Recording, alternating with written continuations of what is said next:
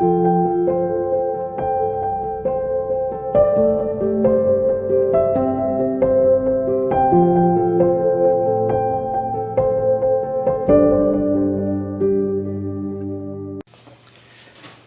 à tous et bienvenue pour ce temps de partage biblique.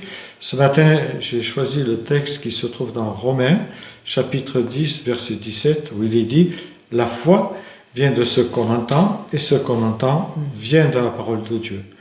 Je pourrais citer aussi 2 Timothée 3,16, où il est dit « Toute écriture est inspirée de Dieu et utile pour corriger, convaincre, redresser ». Et je pourrais aussi citer Hébreux 11,6, « Sans la foi, il est impossible de lui être agréable ». Mais je reviens à Romains 10, verset 17, où il dit « La foi vient de ce qu'on entend ».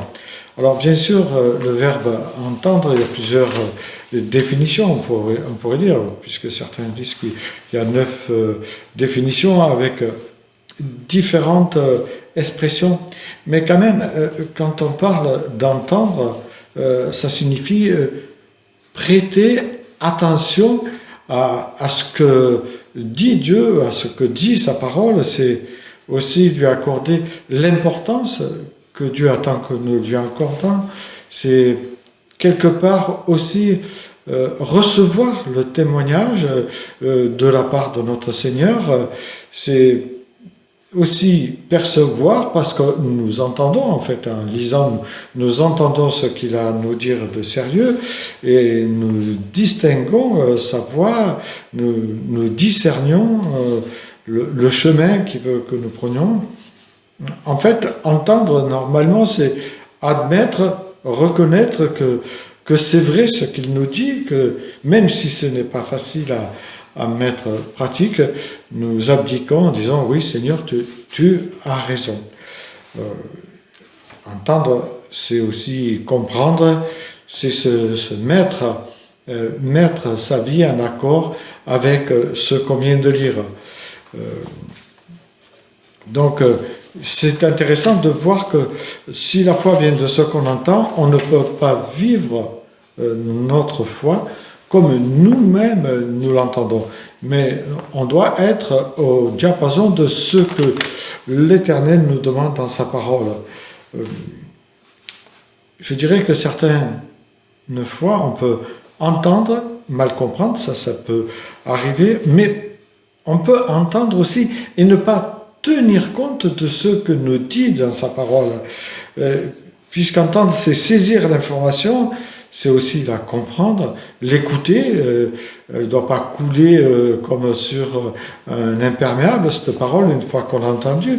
Non, il doit y avoir une action, une réaction qui se produit.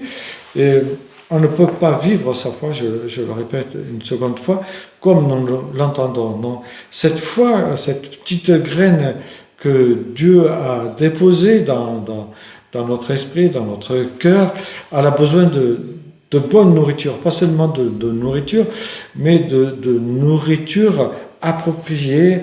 Et cette nourriture appropriée, nous devons nous en saisir régulièrement, un peu comme un repas. Nous faisons en principe 3 repas par jour, un midi, un le soir et un le matin. Et donc c'est un peu pareil pour la parole de Dieu. Donc je dois m'en imprégner, la lire et fonder ma foi sur celle-ci. Je ne dois pas fonder ma foi sur ce que j'entends peut-être dans des vidéos comme aujourd'hui. Non, je dois fonder ma foi sur ce que je lis dans la parole de Dieu.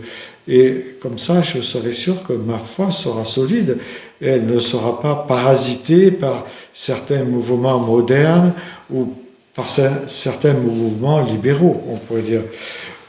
Beaucoup du temps de Jésus ont entendu sa parole, mais on pourrait dire, ne pas vouloir l'entendre, c'est aussi, ils ont fermé leur cœur à sa parole, à l'écoute, et n'ont pas voulu le suivre. Et donc, ça ne servait à rien que Dieu parle. Et aujourd'hui, Dieu nous parle dans sa parole et nous invite à la lire, à la relire, pour entrer justement dans des hommes et des femmes qui veulent devenir matures. Et pour devenir matures, eh bien, nous devons plonger nos regards dans l'Écriture, nous en imbiber, nous la mâcher, s'alimenter vraiment avec elle plutôt qu'avec certaines choses que nous entendons sur les réseaux sociaux, parce que nous pouvons entendre des bonnes choses, c'est vrai, mais il y a aussi des mauvaises choses.